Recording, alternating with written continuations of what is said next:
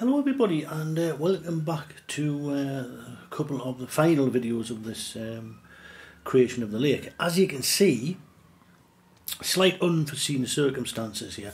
This is the first time I've done this, so you can expect an odd little hiccup.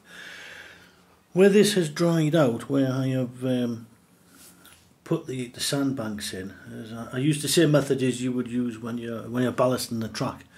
A layer of glue, put the dust on, wet it with a fine spray, and then diluted, I should say, UPA glue on. And you can see as it's dried out, as I pan round, it's cracked as it's sold. So it's not, I don't think, the end of the world. It can be easily filled in, which I'm going to do with a bit, a drop more glue, sprinkle some on the top, see how it dries out, and then we'll come back to it. So anybody, if you are copying this method, be aware as this dries out, it may crack, as you can see in the corners across here as well. It's just slightly, and I think, to be honest, it's easy enough filled in. So I'm going to do a little bit of glue around it, fill it in, let it dry, and we'll come back and then we will see how it pans out. So we'll be back in a minute or two. Bye bye.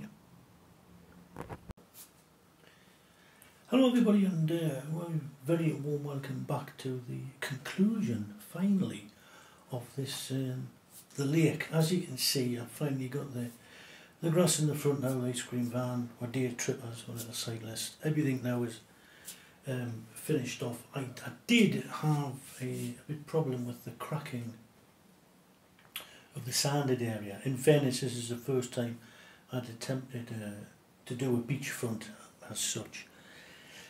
So what I found was, once I used the same method as you do when you're ballasting, basically. But I found when it dried, it was cracking in places, and it's not the plaster bandage settler. Once that's dried, it's pretty solid. I mean, it's the stuff they put round your arm when you break an arm. So I know it's not that. I think possibly it's just the glue itself.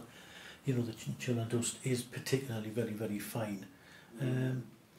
So anybody wanting to follow this method, if they're going to do a small lake, I think you need to sort of do a bit more research into the beachfront if you're going to put sand. I haven't quite admittedly perfected that. However, what I did do was just, instead of using a diluted PVA glue, I just used it full strength, fill the cracks in, sprinkle the chinchilla dust on top, and what I decided, what should have come to push, I just sprinkled it on the top and I left it loose.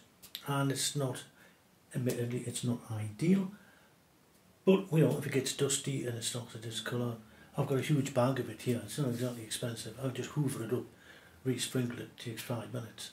So, tomato, as they say.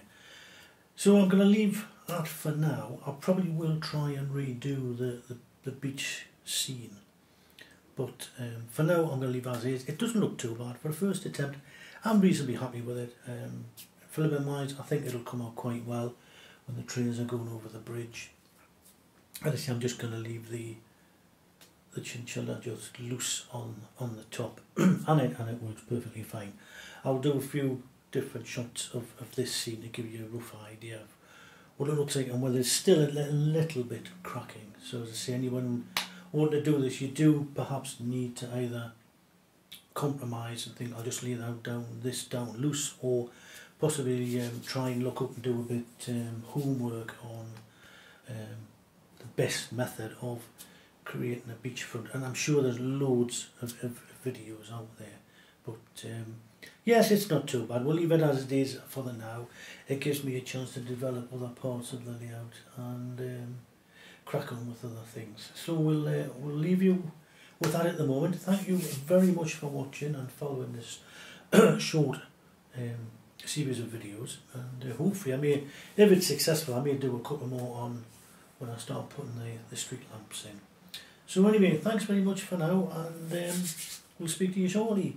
Bye bye. Bye bye.